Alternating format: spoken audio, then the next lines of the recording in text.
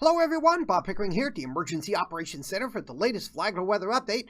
Just a reminder, I'm not a meteorologist, so the weather information I present originates from the National Weather Service.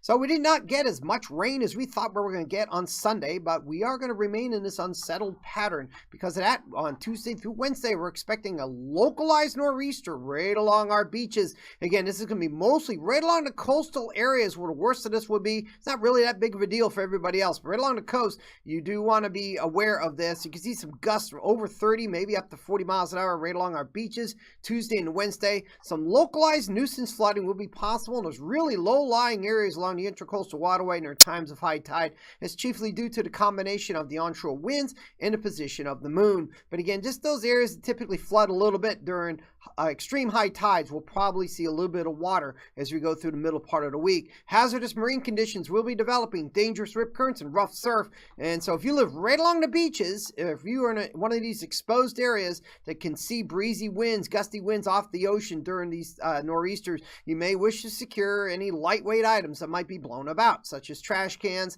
secure any flags, that kind of thing. It's not really that big of a deal, but anything real lightweight that can be blown about, I would get those secured today. So why is all this happening? So let's take a look what's going on. Low pressure system to the south of us, to the southeast of us, actually more to the east, is moving away from us. That gave us that little round of light rain we had on Sunday. And as we get to Tuesday, another low pressure system develops over South Florida. And then by Wednesday, that begins to move kind of off to the southeast and off to the east.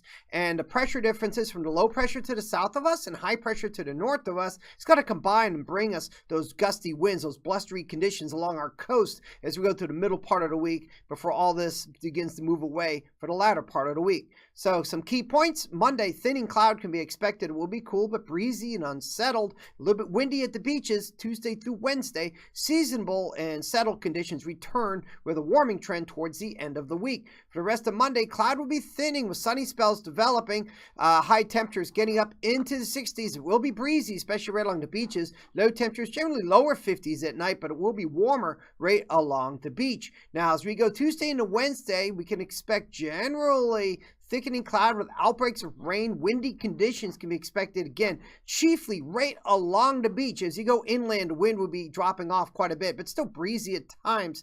So just be aware of that if you're going to be out traveling around, and watch out for the rain. High temperatures getting up into the 60s, lows into 50s. Again, breezy with windy conditions can be expected right along the coast, and maybe some light to moderate rain. We're not expecting any of a big deal to come with the rain, but you could see a few moderate spells of rainfall. Wednesday, showers will be ending. Breezy, gusty winds still be noted at the beaches. Highs in the 60s, lows in the 50s again tonight. Warmer at the beaches at night. Then patchy cloud and settled on Thursday with more seasonable temperatures. Highs near 70 or so. Lows generally in lower 50s, maybe upper 40s inland as some cooler air slides in behind that weather system. And then as we go towards the weekend, settled and slowly warmer. Highs in the 70s, lows in the 50s. Now, we look further on into the future towards the end of March. Looks like things will be warming up here across Flagler County, but also a little bit better than normal chance of seeing precipitation as well, just the same. Looking at the beaches now, surf 3 to 5 feet. It will be increasing. The surf will become rough. Surf temperature 65 degrees, moderate to high risk of rip currents, so just be aware of that. UV index is high. So again, unless you're an experienced surfer, you don't really want to be out in the ocean in these kind of conditions. Now, keep you updated because weather's changing. This forecast will probably change a little bit the next couple days. FlaglerCounty.org. Have your mouse over webcams of weather. Get the latest from the weather service. Sign up for Alert Flagler while you're there if you have a weather radio. It's another great resource for good weather information. If you need more details, go to weather.gov/jacks. It's going to wrap it up for the Emergency Operations Center. Everyone enjoy their week.